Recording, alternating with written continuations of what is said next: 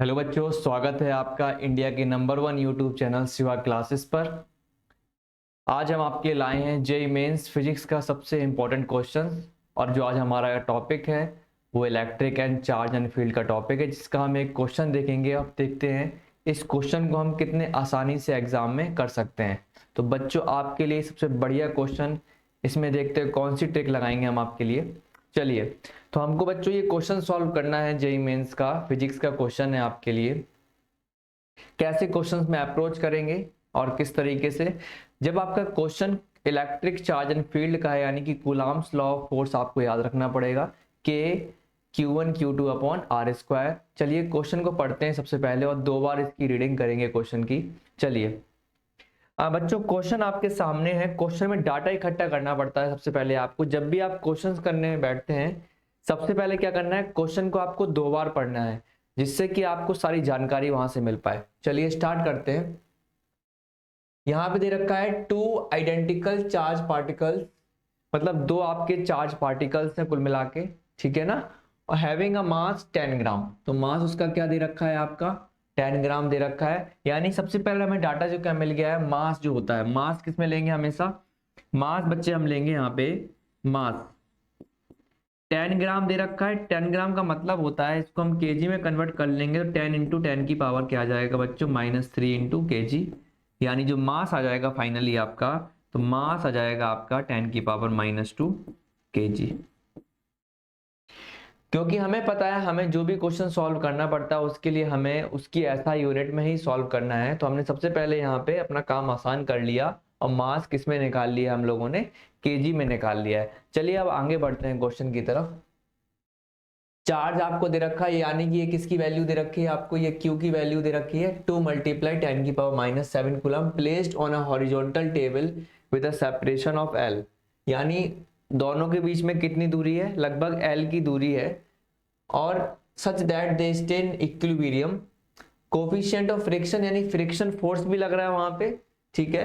तो friction force लग रहा है और टेबल में कितना दे रखा है, कोफिशिएंट ऑफ फ्रिक्शन 0.25 है। चलिए इसका डायग्राम देखते हैं। मुझे लगता है डायग्राम कुछ ऐसा होगा बच्चों इसका।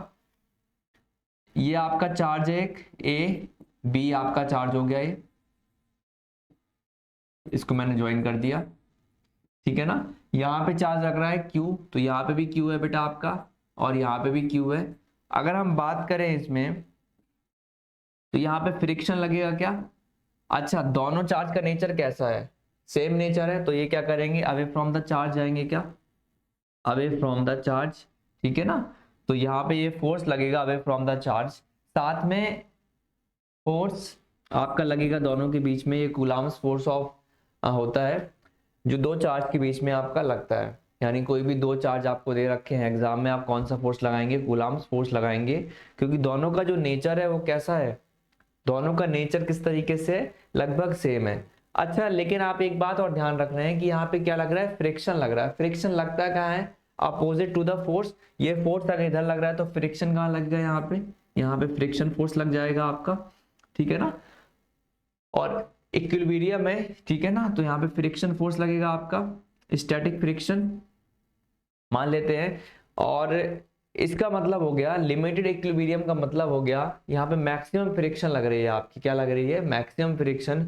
तो हो सकता है कि आपका ये वाला जो कूलम्ब फोर्स है वो किसके बराबर हो जाए, फ्रिक्शन फोर्स के बराबर हो जाए। साथ में दोनों के चार्ज के बीच में दूरी कितनी दे रखी है आपको, L दूरी दे रखी है। क्या दे रखी है आपको, L दूरी दे रखी है। तो इस तरीके से हम क्वेश्चन को फ्रेम कर लेते हैं एग्जाम के टाइम, ताकि हमको सॉल्व करने में बहुत आसानी हो। अब हमें करना क्या है, यहाँ पे जो आपका इलेक्ट्रोस्टैटिक फोर्स दे रखा है, और यानी कि कूलम्ब फोर्स दे रखा है, उसको किसके बराबर कर देना है आपको, फ्रिक्शन फोर्स के बराबर कर देना है, ताकि जो आपका आंसर है बड़े आसानी से आ जाए। चलिए बच्चों, हम लोग यही करने वाले हैं। अगले स्टेप में इक्विलिब्रियम के टाइम क्या होगा, जो आपका इलेक्ट्रोस्टैटिक फोर्स होगा वो किसके बराबर हो जाएगा, फ्रिक्शन फोर्स के बराबर हो जाएगा, फ्रिक्शन स्टैटिक फ्रिक्शन के बराबर हो जाएगा, ठीक है ना। काइनेटिक फ्रिक्शन मैक्सिमम फ्रिक्शन के बराबर हो जाएगा। तो चलिए, इलेक्ट्रोस्टैटिक फोर्स का फॉर्मूला क्या होता है, कि Q1 Q2 अपॉन में आर स्क्वायर होता है क्या, हाँ बिल्कुल सही है। और जल्दी बता दीजिए इसका फॉर्मूला क्या होता है, कोफिशिएंट ऑफ फ्रिक्शन का म्यू इंटू एन, अब के तो आपका सेम रहेगा, के की वैल्यू क्या होती है 9 मल्टीप्लाई 10 की पावर 9 वैल्यू होती है। और हमें पता करना है कि Q1 और Q2 की वैल्यू क्या होगी। तो चलिए Q1 किसके बराबर है, Q के बराबर है, Q2 किसके बराबर है, Q के बराबर है।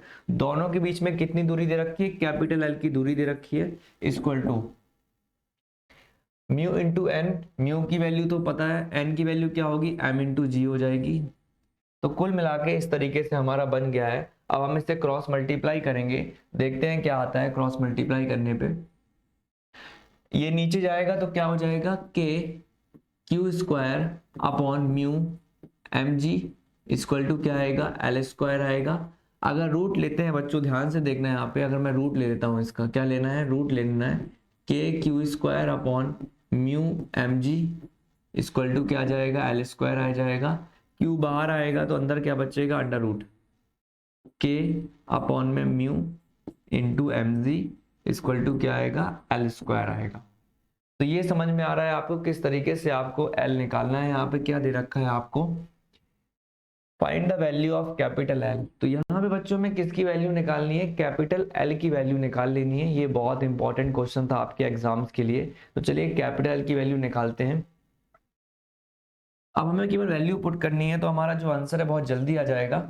देखिए क्यू की वैल्यू क्या दे रखी है, 2 मल्टीप्लाई 10 की पावर -7 कूलम। तो 2 मल्टीप्लाई 10 की पावर -7 कूलम अंडर रूट, के की वैल्यू होती है 9 मल्टीप्लाई 10 की पावर 9, म्यू की वैल्यू होती है 0.25। अब मास की वैल्यू क्या दे रखी है, 10 की पावर -2। ध्यान से देखिए मास कितना निकाल लिया, 10 की पावर -2 kg निकाला है क्या। जी की वैल्यू कितनी दे रखी है, 10 दे रखी है, इक्वल टू में क्या आ जाएगा, एल स्क्वायर आ जाएगा। तो यहाँ से आपकी बेटा थोड़ी सी मैथ स्टार्ट हो जाती है, और यहाँ पे मैथ्स बड़ी इंपॉर्टेंट है आपके लिए। चलिए 2 मल्टीप्लाई 10 की पावर -7 अंडर रूट 9 इंटू 10 की पावर 9 अपॉन 0.25 मल्टीप्लाई 10 की पावर -2 इंटू 10। अब इसको सॉल्व करना है, तो कैसे सॉल्व करेंगे, देखिए ध्यान से, अगर ये डेसिमल हटाएंगे हम लोग तो यहाँ पे क्या आ जाएगा, 100 आ जाएगा। और देखते हैं क्या होता है नेक्स्ट स्टेप में। 2 एल स्क्वायर की वैल्यू हो जाएगी 2 मल्टीप्लाई 10 की पावर -7 अंडर रूट। ध्यान से देखिए बच्चों, ये वाला डेसिमल हटेगा तो ऊपर आएगा 100, 10 की पावर 2।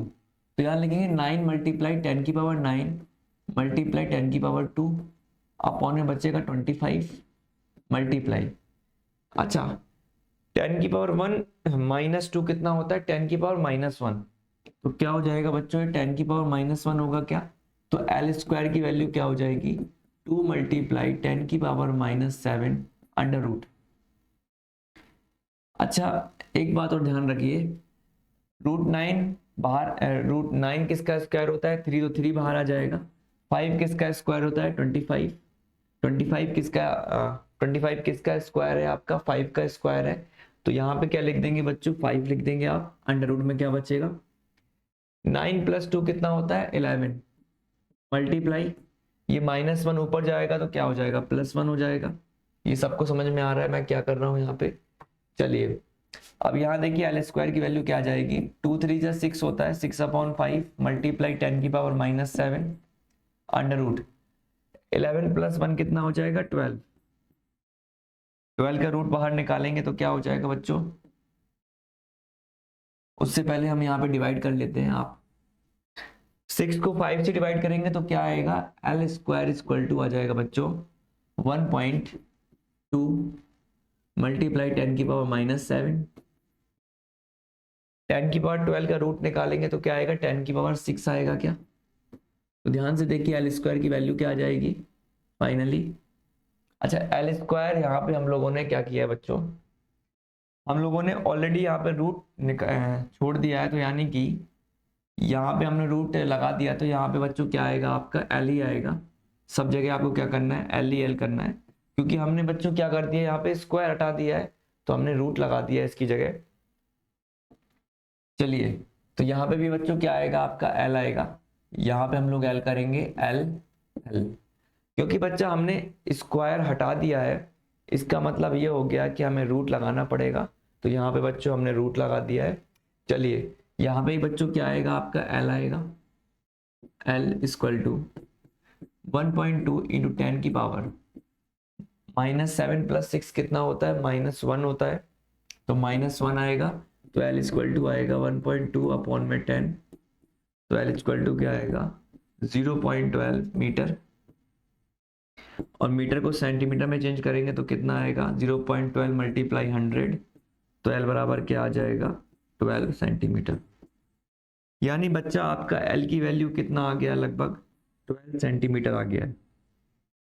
तो बच्चों ये क्वेश्चन कैसा लगा है आपको मेरे को बताना है कमेंट करके। क्या इस तरह के क्वेश्चंस आपसे जेईई मेंस के एग्जाम में बन जाएंगे, और इसी टाइप के क्वेश्चंस की मैं आपकी प्रैक्टिस करवाता रहूंगा। उसके लिए सबसे पहले आपको शिवा क्लासेस को सब्सक्राइब कर लेना है, ताकि जो भी इंपॉर्टेंट वीडियोस आपके लिए लाई जाएं उसके इंफॉर्मेशन आप तक पहुंच जाए। तो चलिए बच्चों एक बार ऑप्शन के देख लेते हैं, कौन से ऑप्शन पे तार लगा है बच्चों।